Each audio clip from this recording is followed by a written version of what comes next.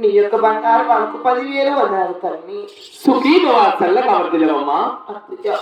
కోడలా అమ్మా చిన్ని కోడలని పిలిచేవి. అవును, నన్ను పిలిచిన పర్లేదు అత్తయ్య. కోడలా అదే విధముగా తెలిపెదరు. అత్త నేను ఈ గేటు వద్దకు నడిచి వచ్చావు కదా, అవునమ్మా. వచ్చిన కారణం ఏమత్తని అడుగుతున్నావా? అదే విధముగా తెలిపెదరు కోడలా. అయినా ఎందుకు ఏడుస్తున్నావు అత్తయ్య? కోడలా ఆ పాడుతున్న బాగేడు కానీ మా మామగారు కొట్టాడు, తిట్టాడు. ఏంటి మీ మామగారు కొట్టారా? నీవేళ సొంత మేలతో కదా. అవును, నీవేళ అర్థం చేసుకుని నేను నీ సొంత మేనత్తని, నీ రక్త సంబంధాన్ని, తల్లి నీ అత్తని. అయినా మీ మామగారికి బుద్ధి వయసు పెరిగింది లేదు, బుద్ధి పెరిగింది. ఈ మగవారంతా ఇంటి. అయినా కోడలు పట్టుకొని ఎవరైనా కొడతారా కదా? కోడలా ఈ వరుగుల పట్టణంలో పద్ధతులు నీకు తెలియవు.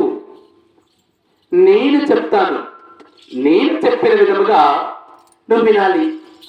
వింటావు కదా? నా 6 మంది కోడలు కూడా పెళ్లి చేసుకుని వచ్చిన తర్వాత ఈ గేటు వద్దని పని మాటలు చెప్పి ఆ 7 అద్దాల మేడకు తీసుకెళ్లాను. నిన్ను కూడా అదే విధంగా ఈ గేటు వద్దని పద్ధతులు చెప్పి ఆ 7 అద్దాల మేడకు తీసుకువెళ్ళదామని వచ్చాను కోడలా. అలాగే తల్లి. అలాగే కదా? పెద్దవాడు కదా. ఏమి లేదు, సింపుల్. నేను చెప్పినట్టు నువ్వు చెప్పావంటే చాలు, నా మాట వింటే చాలు. ఎందుకంటే ఇంటావు, నా మేలు కొడలు, నా ముద్దుల కొడలు, నా బంగారు కొడలు, నా 7వ కొడలు, నా చిన్ని కొడలు కదా. కాబట్టి ఇంటావు కదా? అత్తయ్య మీరు పెద్దవారు కదా తల్లి. మీ పెద్దవారి మాటలు ఇంకెవరి మాటలు వింటానమ్మా? ఎవరి మాట వింటావు? అయినా ఇక్కడ నీకు నేను తప్ప ఇంకెవరున్నారు? కొడలా తల్లివైనా తండ్రివైనా అన్ని మీరే కదమ్మా. అవును, అన్ని నేనే కదా.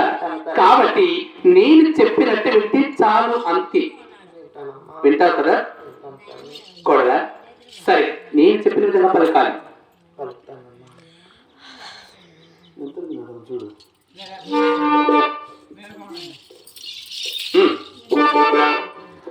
ఓం నమః శివాయ, నమః శివాయ, ఓం నమో నారాయణాయ,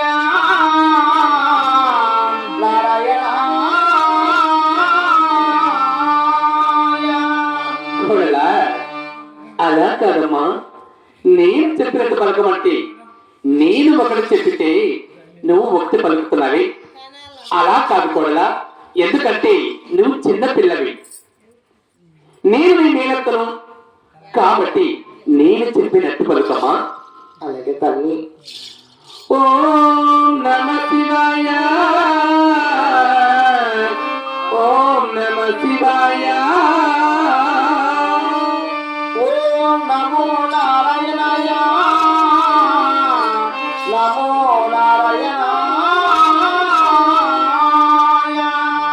అలా కదమ్మా.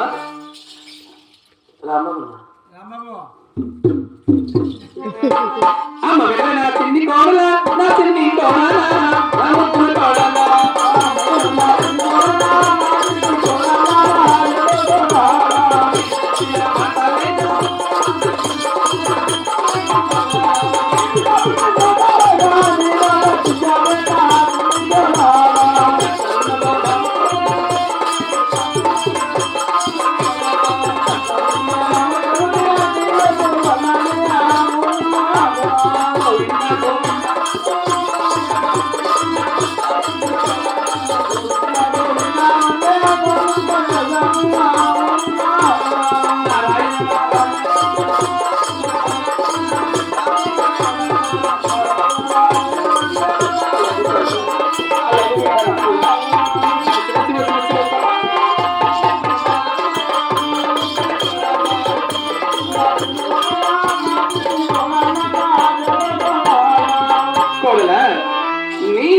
నామకరమని నీ వేతుడు పాలి గోవింద అంటూ కొంతను మరవాలి, నారాయణకు నాలుకను మరవాలి, శివశివరహస్యమో శంకర అంటూ శివుని కొలవాలి. ఆ కొలుస్తావా? కొలువు.